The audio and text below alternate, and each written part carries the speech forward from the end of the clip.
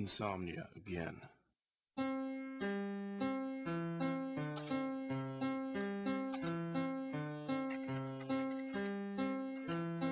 There I was, 5 in the morning, reading an email from my girlfriend Megan. She must have sent me 20 letters that day.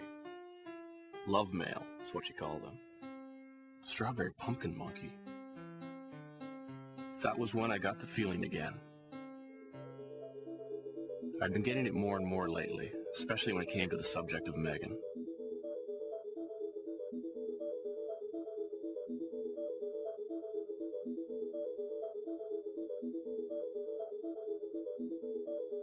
The feeling was this electricity that washed its way through my entire body.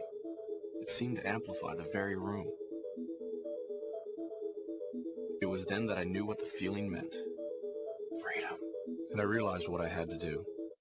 I had to break up with Megan.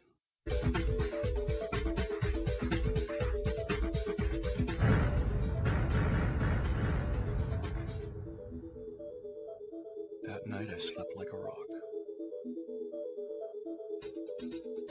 I awoke a new man, a man fresh out of prison, Phoenix reborn. It was the first day of my new life, a life without Megan. And even though I hadn't told her yet, I still felt liberated. I wanted to celebrate.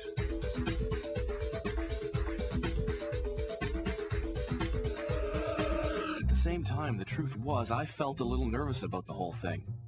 I mean, there was no telling how Megan would take the news. I thought I should talk to someone first. Rodney.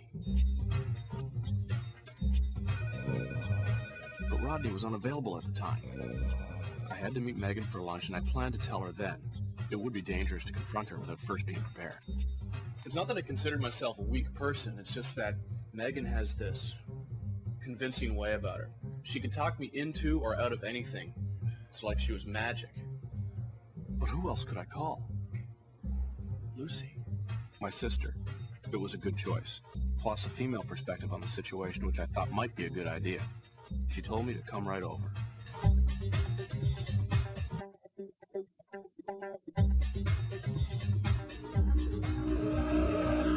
So what's up? She asked. It's Megan, I replied. I want to break up with Megan. Her face must have hung like that for 5 full seconds. It wasn't a good sign. I mean, this was my sister, my own flesh and blood. I couldn't imagine how Megan would react. Finally, she put down her coffee and said, Don't break up with Megan. A female perspective, what was I thinking? So, I proceeded to tell her all about the insomnia, the 20-some love mails a day, strawberry pumpkin monkey, whatever the hell that meant, and of course, the feeling. Feeling? Yes, feeling. This electricity that washed its way through my entire body. It seemed to amplify the very room. I think that it might be freedom. Oh, quit being so male, she said. Megan's good for you. She keeps you in line. It was then that I noticed the magazines on the table, a collection of some of the more popular women's scientific journals. What are you reading? Oh, these? Just regular women's magazines, Cosmo, you know. Goodness, look at the time. We've got to go. But despite my curiosity, she whisked me out of her apartment in a matter of seconds.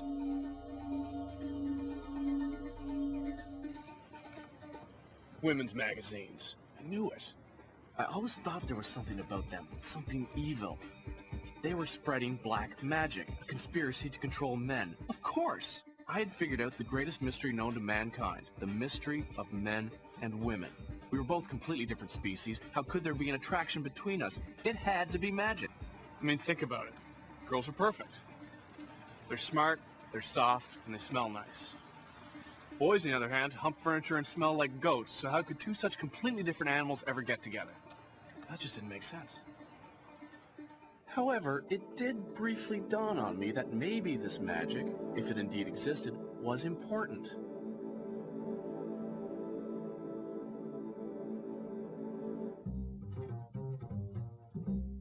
But it was way too big to keep a secret.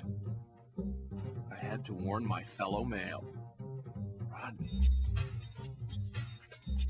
But Rodney was unavailable at the time. It didn't matter. First, I would break up with Megan, and then I'd get Rodney and we'd deal with the rest of them. It was time, and I was ready.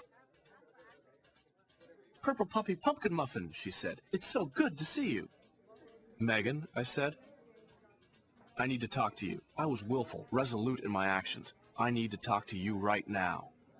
And that's when something happened. I can't explain it really. She just looked at me, in a way, her way, that way that she does, and said in a strange voice, Don't break up with Megan.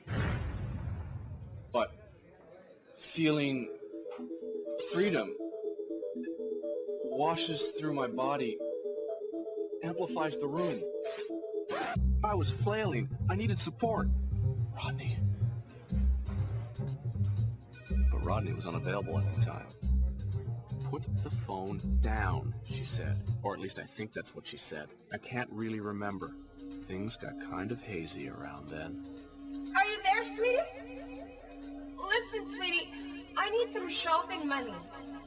Shopping? Money, yes. Is everything all right over here? Much better, thanks. Isn't that right, sweetie? So, what can I get you guys? Oh, I'd like a beer. Big one. And, yeah, make a double cheeseburger.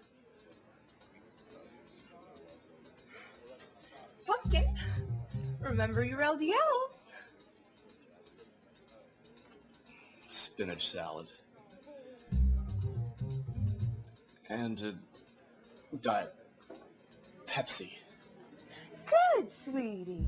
But no croutons, remember. What's your carb count today? And I don't think you need cheese, do you? No, you don't. Nobody likes the flabby bread.